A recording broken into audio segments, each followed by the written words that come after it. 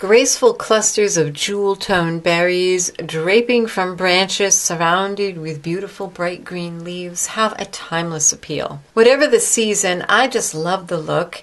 Today I'm going to show you my interpretation of berries and leaves in a pair of earrings. Hi there, Sandy here. Welcome to another jewelry making video at keepsakecrafts.net. This is the earring I designed with the theme in mind, autumn berries. I just love the look, which is weird because for the longest time I hated the color orange, and yet lately I've been kind of enjoying it. What I love about this is the drapey look that you get, and yet it is so simple to do. We're using wax linen twine and split rings, but there's a trick that will make working with the split rings super easy. So you'll need to choose two types of beads for this, leaves and berries. Leaves that I'm using in my earrings are these. They're transparent glass leaves, and they're from artbeads.com. I'll have a link to these at my blog post. I just liked the transparent look, but any leaves of a similar size will work, or whatever works for the scale that you enjoy wearing jewelry in. These ones are from Dollar Bead Box. They're 9 by 14 millimeter, and they're opaque instead of transparent. They are a little bit wider and a little bit shorter than the ones that I decided to use. They're also opaque. And also the bead stringing hole goes right through the leaf, through the face of it, instead of from side to side. But you can adapt this pattern to use whatever you have. For the berries, I've chosen these orange beads. They came in a recent Dollar Bead Box. They're 3 by 6 millimeter check glass roundels, because not all berries are perfectly round, although I even have some bicones in here. Swarovski crystal bicones, just to mix it up a little bit, because when you look at berries on a vine, if you look closely, most of the time they aren't all exactly the same color. I'll have a link to these as well. The other things that you will need are some wax linen twine. This comes in colors. It comes in black and white. I love this brown. I use this the most. And I'm also using some 6 millimeter split rings, which actually I think I also got at Dollar Bead Box. Split rings are one of those things that I've mentioned before I have a love-hate relationship with. I love the security that you get, because the wire goes around twice. So unlike a jump ring, you don't have a hole in the middle, a split really, that your wire or thread can pop through. But on the other hand, they are sort of a pain. They're usually hardened spring metal, and they can be a pain to get apart and to get things through. There's pliers like these. They have this little tooth here, and you pop it in near the edge and do it like that, and then that holds it open. But it's still a bit of work and kind of a pain to have to open these. I took some time earlier and designed this earring so you do not have to open a single split ring to get the benefits. Pretty cool. The only other thing you'll need is an ear wire, and we're ready to make a pair of earrings. You can vary the number of beads that you use on your earring. I'm going to make 5 clusters for a total of 10 berries. You'll need to start by cutting 5 8-inch pieces of your twine, and you will also need 5 leaves of whatever sort you decide to use, and 5 split rings. So we'll start by making our first unit. This will be the center one for our earrings. I'm just kind of rolling this. This waxed linen twine is coated in wax. You're probably not surprised to hear that. And what you do to get it through a bead hole, if you have a smallish bead hole, is just kind of roll it down in your fingers. The warmth of your finger will help shape the wax into a tighter form that you can slide right through the bead hole. If it needs a little bit more help, you can use a pair of scissors and just cut that on a diagonal. But this worked out just fine. On this first one, you're going to put 3 of your 5 split rings. Put 2 on one side and 1 on the other. 2 there, 1 there. Bring the ends of your twine together, kind of center your leaf on the twine, and then make a knot right above the top of the bead. Use an awl, just stick it in that loop of your knot and use that to help you position that so it's right at the top.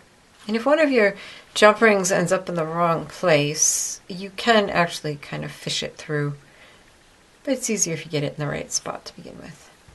Okay, so that's our first unit.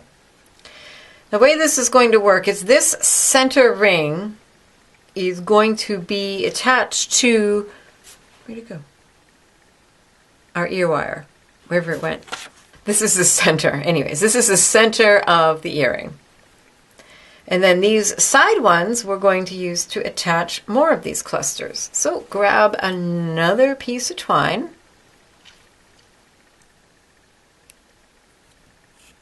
One of the split rings from the leaf unit we just made, not the center one, one of the side ones, and then one split ring on the other side. And again, bring your ends together, center your leaf, and tie a knot. So what you'll have, if you see right here, on either side of the knot, you'll have a split ring and the bead in the middle. If you need to, use your awl or a needle tool just to get that knot right close to the leaf bead. Do the exact same thing with another leaf and another split ring on the other side. Isn't this awesome? I love using split rings. I hate having to open them, and this just gives you that security without having to open a single one. I just think it's such a cool idea. Sometimes cool engineering ideas come from just having to solve a problem, or maybe being lazy and just wanting to avoid something. And you come up with an interesting kind of solution. Okay. What you should have now is 4 split rings in a row with 3 beads in between them and then 1 split ring in the middle. So for the final ones, you've probably guessed it, you're just going to add a leaf.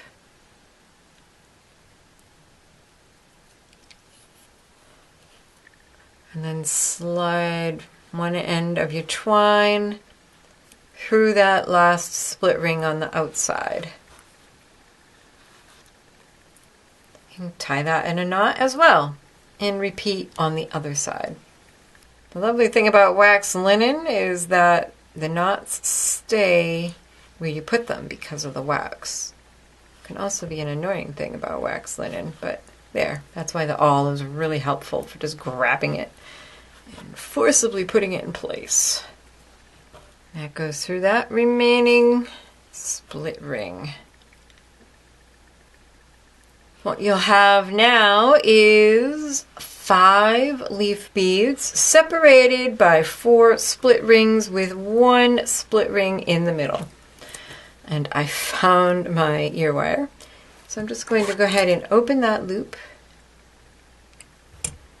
and pop on that center split ring.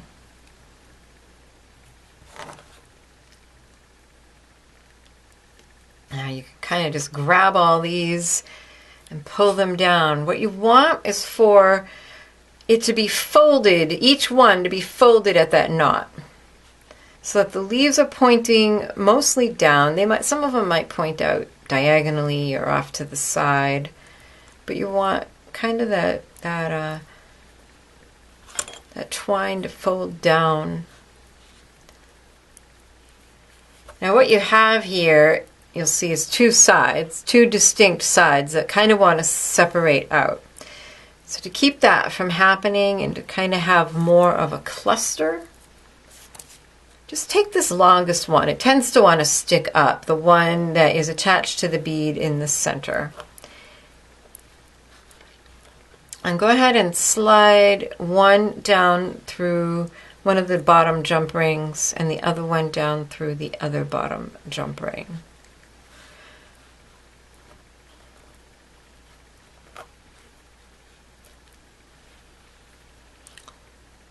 Pull them until they're hanging the way you want, and then go ahead and tie those two together.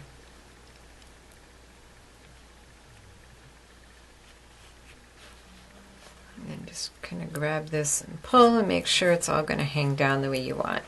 And there you have a cluster. You can position your leaves the way you want. Then slide on your beads the same way that I showed you to slide on the leaves. You can use more beads here, by the way. I just put one on each of those pieces of twine. You could definitely have more than one on each piece of twine, just at different lengths, in which case you probably would want to cut more than 8 inches to begin with. You can see even on these center ones it's starting to get short. So you definitely need to cut more than you might think. Knots take up a lot more length than you might imagine. Tying a knot on this, I measured it one time years ago and was surprised to find out that a knot takes up about 1/2 inch. One of these, this knot that tied the two of them together, measure it. Maybe yours is different, I don't know, but I remember noting that it took up 1/2 inch for each knot. What I'm going to do is put all of my beads for berries on first, then kind of arrange them before I start tying them off in knots. So I have a story for you while I'm doing this. I've mentioned a few times that I've lost a lot of weight recently, and that's been just an awesome journey for me. But of course it leaves me with the problem of needing clothes.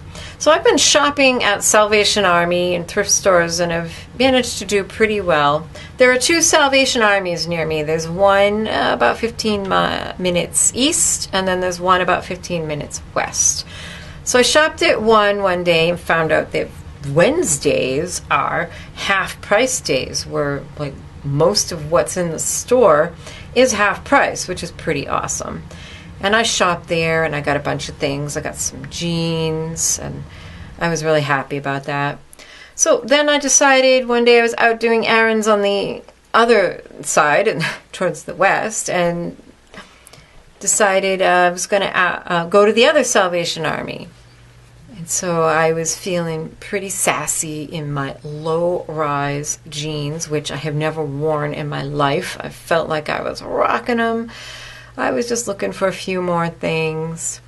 So I go in there and I found a few things that I was happy with, and I get to the checkout and I asked the young man who was tending the checkout when their sale days were, because I figured the other store had every Wednesday was half-priced Wednesday. You know, what did this store have? I made sure to go on those days. And he looks at me and he says, well, Tuesday's a senior discount day. And I just chuckled and said, oh, well, I'm not quite ready for senior discount yet.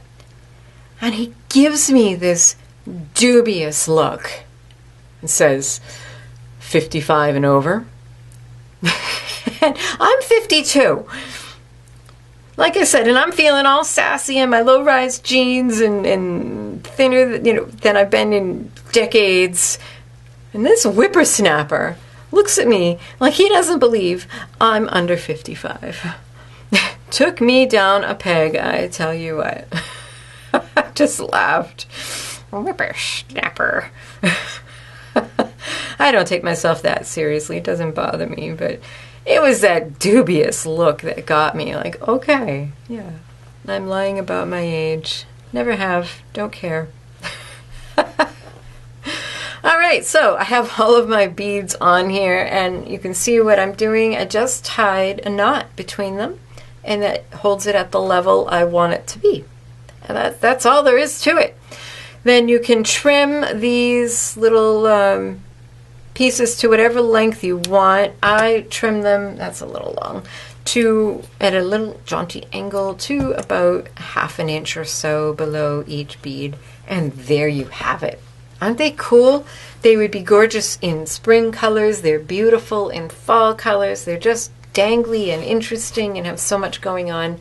So I hope you enjoyed. If you are interested in the supplies that I use, then click on the little eye or the tag in the upper right of the video or the link in the description box to go to my blog post where I always have a complete supply list and links to products.